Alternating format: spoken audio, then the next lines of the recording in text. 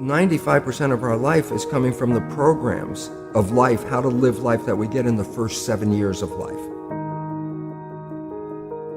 That's why poor people stay poor and rich people stay rich. The movie The Matrix is not science fiction, it's a documentary. Every human, and this is a fact, every human first 7 years is download, hypnosis. The brain of a child under 7 is in a lower vibrational frequency. When you put wires on a person's head, you read electroencephalograph, reading brain activity. A child below 7 has a lower vibration than consciousness. It's called theta. Theta is imagination. Oh, that's how kids play a tea party with mud pies, but to them it's a real thing. A kid rides a broom, it's a horse.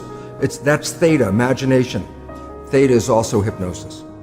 And the idea is this: before you can become conscious, if you don't have any programs, what are you going to be conscious of? So nature makes the first 7 years.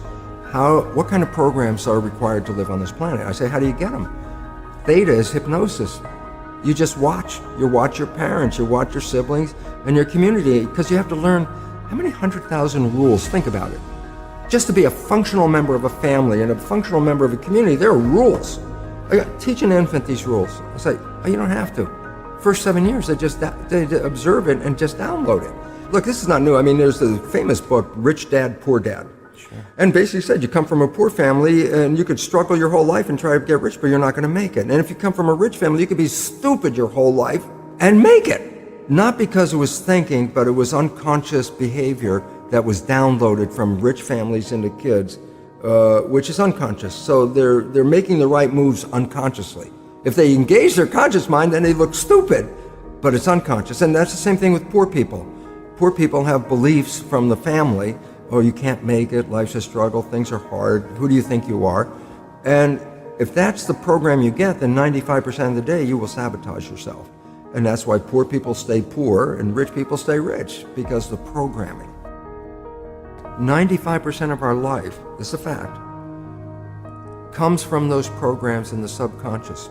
Every day, only about 5% of the life are you using conscious, which is creative. 5%. So your life is being lived, even though you think you're living your life. Exactly, and you don't see it because it's called subconscious, below conscious.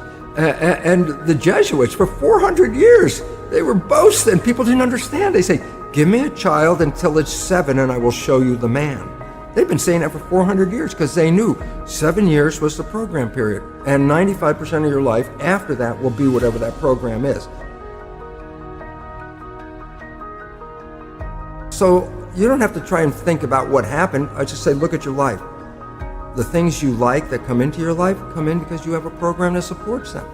But anything you struggle with, work hard at, put a lot of effort into making it happen, why you're working so hard, inevitably you have a program that doesn't support that conclusion and you're trying to override the program.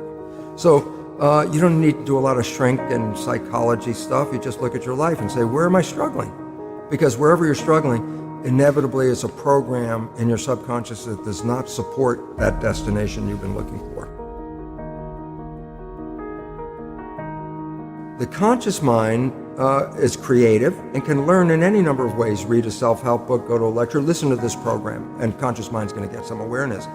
And I go, yeah, but subconscious mind doesn't learn that way. I go, right, it doesn't. Subconscious mind learns in 2 fundamental ways naturally. Hypnosis, which is the first 7 years. And after age 7, how do you put new programs in? Repetition, practice. You want to drive a car, you didn't learn how by just getting in the seat and put the key in. You had to practice driving the car. You want to learn the alphabet. How many times did you go from A to Z? Try to go to A to Z before you can complete it. And once you completed it, you didn't have to go back and do it again. So 2 phases. You want to train the subconscious mind, hypnosis, repetition. I like the last one because there's a new phrase that's bandied about called fake it till you make it. Meaning, if you're not a happy person, I say, you want to be a happy person? Then repeat all the time, I'm happy, I'm happy. I say, well, you don't look happy or anything. I say, no, who am I talking to?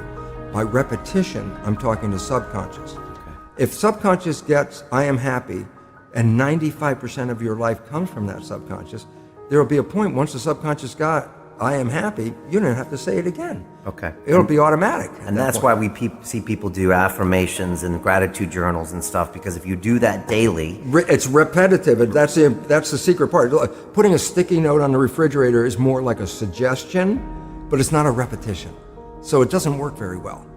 But you have to do, repetition is a habit. It's making habit. So you got to do something religiously in a sense of repeating it to make it work.